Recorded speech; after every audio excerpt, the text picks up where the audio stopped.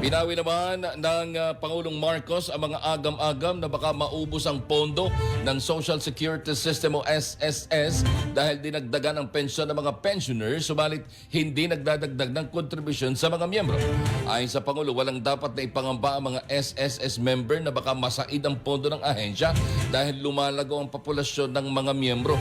Lumalaki anya ang populasyon ng mga manggagawa sa Pilipinas at mababawi dito ang idinadagdag sa pensyon ng mga nagretiro kaya hindi dahilan para mag-alala ang mga miyembro.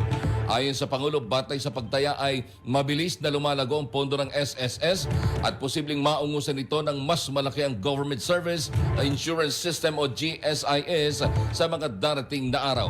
Batay sa inilabas na resolusyon ng SSS, madadagdagan ng tao ng 10% ang retirement at disability pension epektibo ngayong Setyembre na tatagal hanggang 2027.